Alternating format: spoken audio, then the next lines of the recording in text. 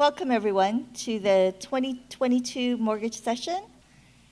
We will be going through several things, and we're really glad to see a lot of people here today, considering it's the first session that we're holding live after a pause for the pandemic. So for those of you who don't know me, I'm Iris Ikeda. I'm the commissioner for the Division of Financial Institutions. And we will be recording this session thanks to Olelo, and who's doing this as a public service for us. So before we start our presentation, I just want to do some quick housekeeping for those of you who haven't been here for a while.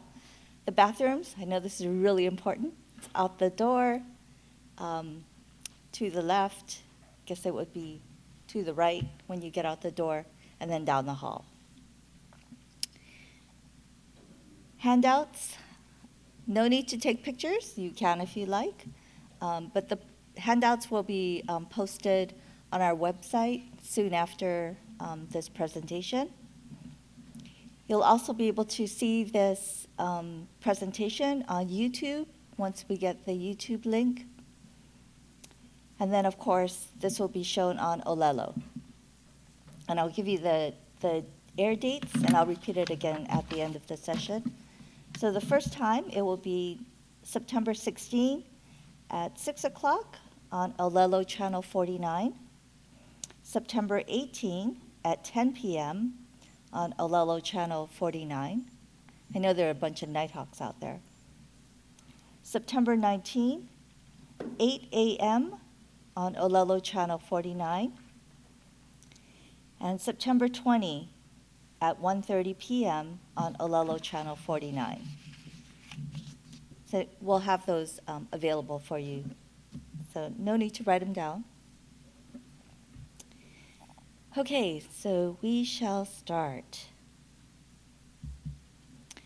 So for this first section, we're going to go over some new laws, some hot topics in licensing. The next session will be on hot topics in examinations. And then the last section will be called Looking Forward, What's in the Future in the Mortgage Industry. It's the crystal ball presentation. All right, so our new laws. In 2022, I'm not sure if anyone was aware, I tried to send out some communication to our industries. The Mortgage Loan Recovery Fund, I know you all know what that is. We repealed the fees for mortgage loan originator companies and branch office locations. So the only group that will be paying into the Mortgage Loan Recovery Fund are the mortgage loan originators themselves. And as you know, I have been waiving those fees at renewal for the past 7 or 8 years. We're only collecting that from new MLOs.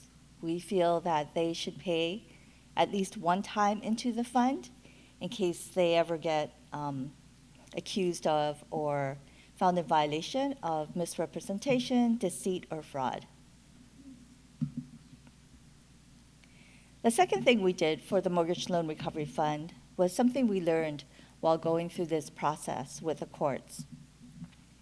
We want to make it a little bit easier for victims of fraud, misrepresentation, and deceit to receive their compensation. So victims will still have to go through the court system to actually get an order saying that there was fraud, misrepresentation, or deceit by the mortgage loan originator or the company. And with that order, the Division of Financial Institution will be able to make the appropriate payment to the victim. The old way, as we discovered, was a little bit harder. We had to get an order from the court ordering the Division of Financial Institutions to make the payment, and the court had to actually say how much money would go to the victim. So we already know how much money is going to the victim based on the original court order. So we want to make it a little bit easier for victims. I'll let you know that we do not we are not aware of any cases going through right now. We've only had one case that we paid out on. Mortgage servicers, some of your companies are also in the mortgage servicer business. And we changed our law to allow for electronic surety bonds. So in the past, as you probably know, you had to send in your bond, like a hard copy of it, to our office. And then if there was something wrong with it, like the name of your company was misspelled, or the address was wrong, there was a typo somewhere, we had to mail it back to you. You had to get a new bond. You had to mail it back to us. So that whole process kind of slowed down your license or the ability to continue your services. So we had to change our law to allow us to collect electronic surety bonds for mortgage servicer companies. So this will start first quarter 2023. And we'll be sending out some reminders once that starts. In 2021, the legislature passed a law for small dollar installment loans. So this does not affect you folks directly, but just wanted to point out that in that particular law, we repealed the payday lenders, so the deferred check cashers are no longer allowed to operate. This new licensing scheme started January 1st of this year. And then in 2020, which was the first year of the pandemic, as you probably remember, or maybe you don't remember, it's a long time ago, it feels like, the legislature adjourned early and did not pass any bills related to the Division of Financial Institutions.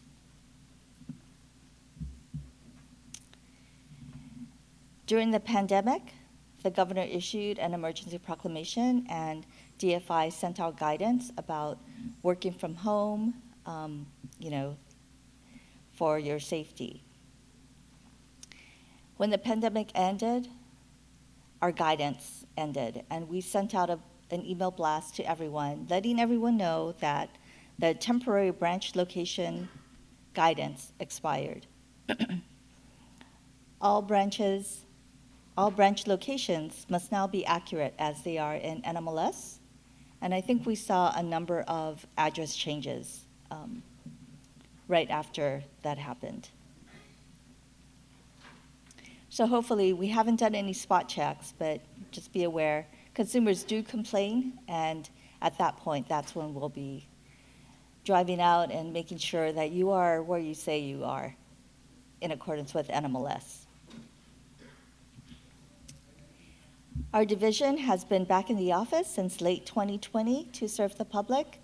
We are not all in there all at one time.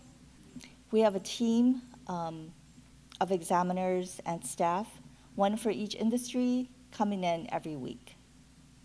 So when you call us, it will be like we haven't even left. And in fact, when the pandemic first started, we were maybe the only state agency that was able to seamlessly continue working the day after the pandemic was announced, and everyone ordered back home. So as some of our banks had told me, that was great planning on my part.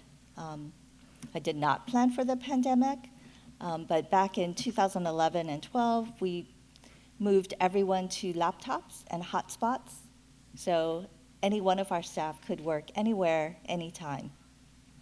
It worked out during this pandemic, because literally the next day after the governor announced we would be all working at home, we packed up and left.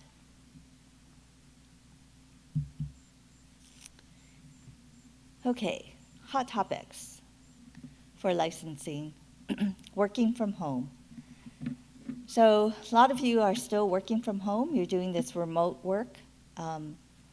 What we ask is that if your branch location allows for that, or your company allows for that, please protect consumer or customer information. Don't store it on your kitchen table, leaving it out for your family or someone to come in and take a look at that. We want to make sure that the branch manager or QI is actually supervising the mortgage loan originators as they're working from home. We want to make sure that you are using your loan origination system if you have one. If you don't have one, making sure that, of course, as I said, you're protecting that consumer information. And then you want to make sure that you have an accurate address on NMLS, just in case we decide to drive up and visit you.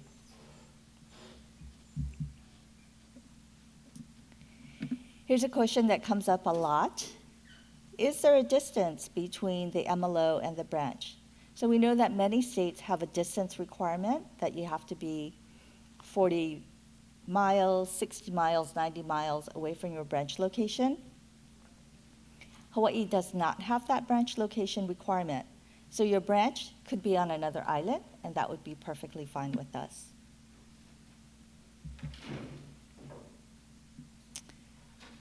Branch licensing, another question that has come up during the pandemic. We still have branch licensing. There are a couple of states that are now in the process of rethinking whether or not a branch license is actually required in their state. Hawaii is not one of them. Hawaii is one of the few states that will allow for a primary residence to be designated as a branch. So if you're working from home, that's your company's branch location, it's okay to use your primary residence as your branch. Just have to know that that is the address that will be on NMLS. Commercial locations and other signage. So we actually have a provision for that in our law. We've had previously a number of companies that had a commercial location, but it was always closed. So that's really not what we intend. If you have a commercial location, we want there to be a sign out there, maybe with your branch hours, and open to the public. And this has also come up during the pandemic. You can only have one branch manager per office. So I'm not sure why that's really a question, but in any case, so if you have a commercial location, be sure to have your office hours posted somewhere. You can put it on your website, you can have it on your business cards, on your stationery, if you actually send letters out, as long as customers know when you're going to be available. Branch managers. Okay, so here from our FAQs that we've been pointing to various mortgage loan originator companies. Can a branch manager manage more than one branch? So generally no, because if the branch manager must be at the branch locations, it's hard for that person to be at more than one place at one time. If you can do that, we might have an exception. But you'll have to prove that to us.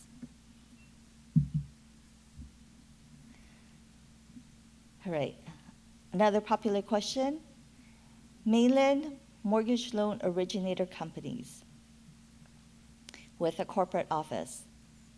The question is, what is a principal place of business branch?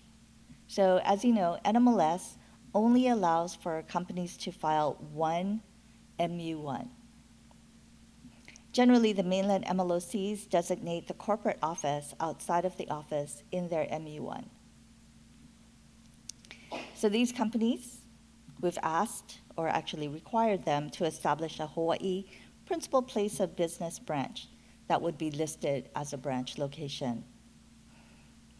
And in this way, all of the mainland MLOCs can meet the requirement for the brick and mortar branch locations.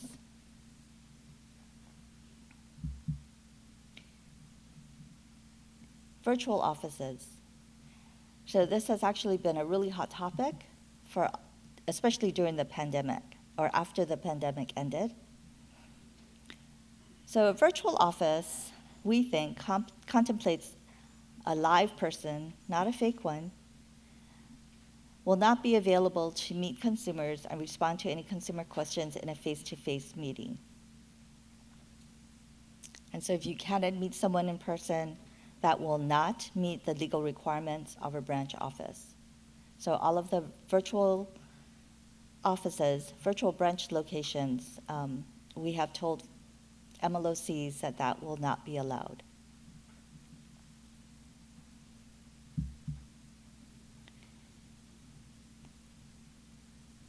Another topic that's really popular, especially on the mainland, is temporary authority. I'm sure you're all aware of temporary authority. So the question most frequently asked is, when does that start? So that starts whenever the mortgage loan originator meets all of the requirements. So that's not something that states grant, that's something that's automatically approved if a mortgage loan originator meets all of the requirements. The only thing the states can do is pause that authority while we review any of the applications for temporary authority. So the most important, of course, is that the MLOC needs to sponsor that mortgage loan originator. And as is what happens during the pandemic, folks are moving from company to company, and so it was really important for the former MLOC to remove the TA authority and then, or to make sure that they sponsored the MLO so that the MLO could meet the temporary authority requirements. And then, as you know, MLOCs can remove it at any time if they feel like, you know, the MLO is not going to meet the requirements or it just doesn't work out. The state can only remove temporary authority if we feel that the mortgage loan originator will not meet the requirements. So other than that, all of these folks who applied for temporary authority received it.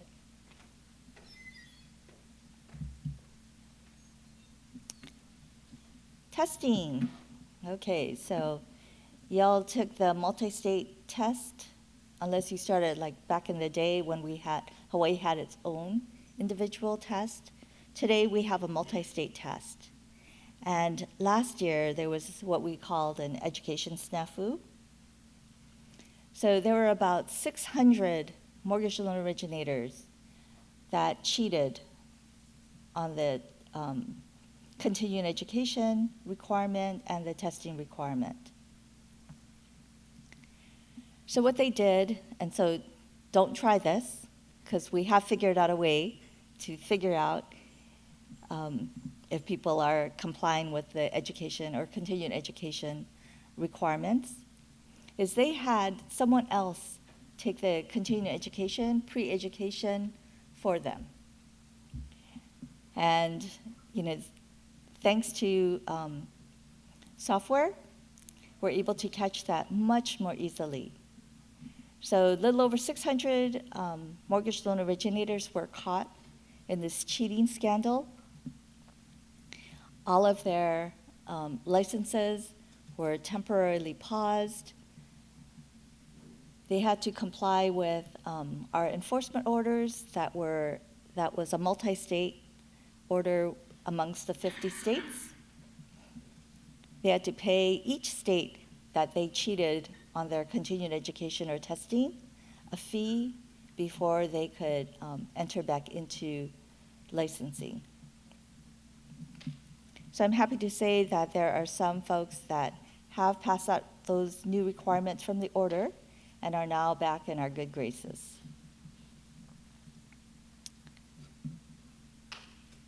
All right.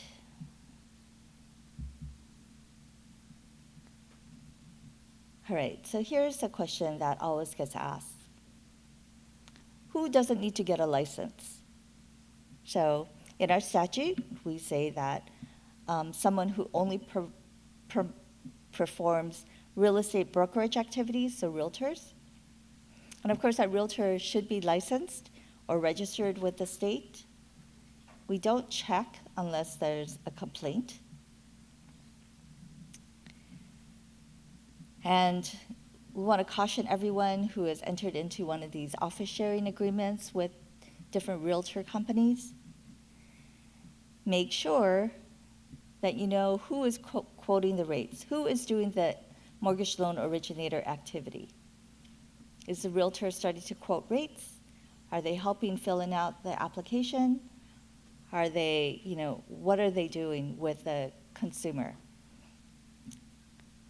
Also be careful that these realtors are not forcing or steering customers into getting a mortgage with you folks or starting their mortgage origination activity with the shared office MLOC.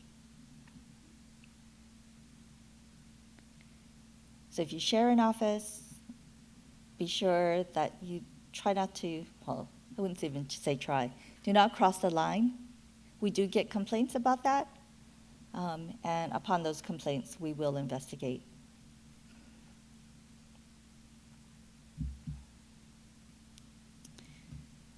All right, so here's another question that gets answered or requested a lot. Can an MLO be sponsored by more than one MLOC? Can you work for more than one company? Generally, no. There are very few exceptions, and this is the one that we've been using. DFI may allow an MLO to be sponsored by more than one MLOC if it is the only one, if only one of the MLOCs is a licensed MLOC in Hawaii. So the answer, when you call, if you want to work for ABC Mortgage Company and XYZ Mortgage Company, the answer is probably going to be no.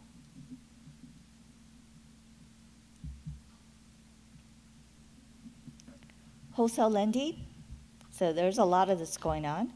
Maybe not so much anymore, but wholesale lending, it will depend whether or not the wholesale lender is engaged directly or indirectly with underwriting, closing, funding, anything that looks like mortgage loan origination activity. That's what the question will hinge on. So if that's what your wholesale lender is doing, you might want to ask them to ask us whether or not they need a license for the activity that they are performing for you.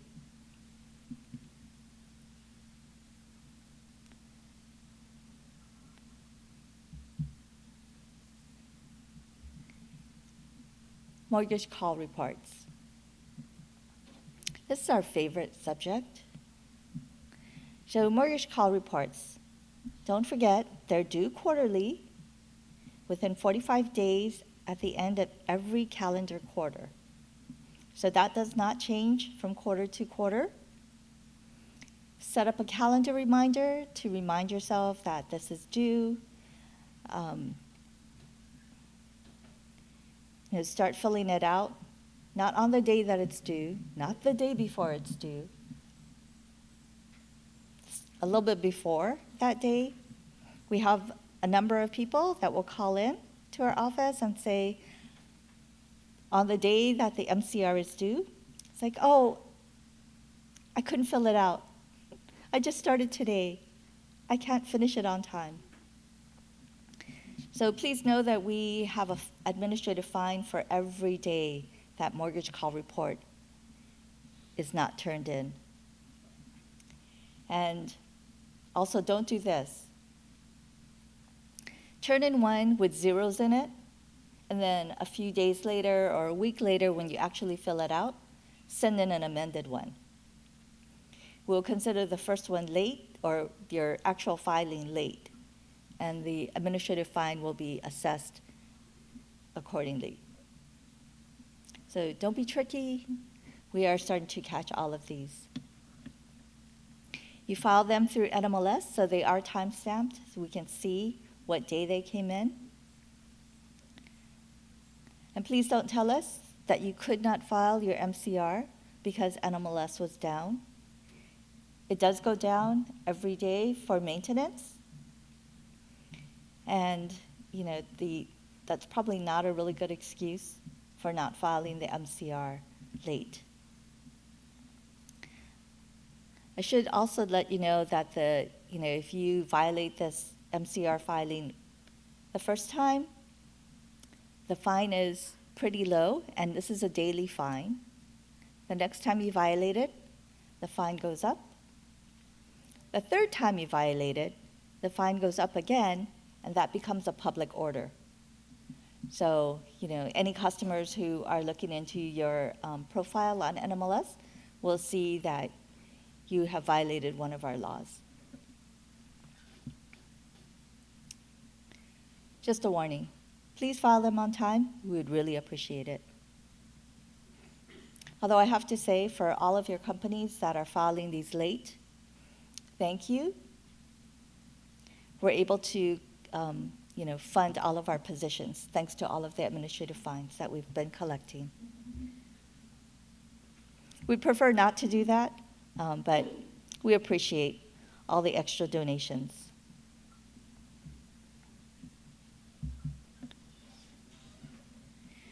Your processor or underwriter, do they need a license? Well, of course, this depends on what they are doing for you. If they are doing actual mortgage loan origination activity, they need a license. If they are doing purely clerical work, they would not need a license. So, it will depend on what it is that you have this processor or underwriter doing.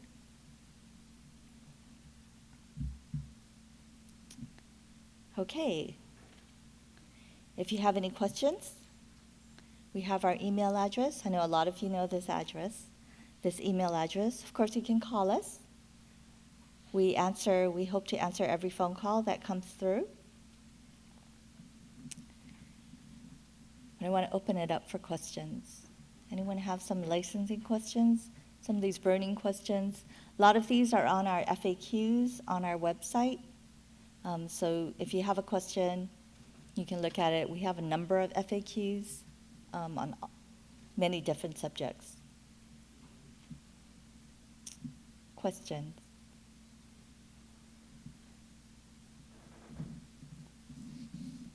Okay. All right, so we will take a short break to switch our slide deck. Again, I want to thank Olelo for videoing this particular presentation. Again, the handouts will be posted on our website after this presentation, maybe later this week. All right. So 5-minute break. The bathrooms outside. I think the water fountain is nearby too. Thank you.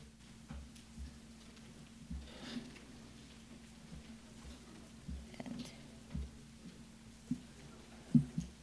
oh, here.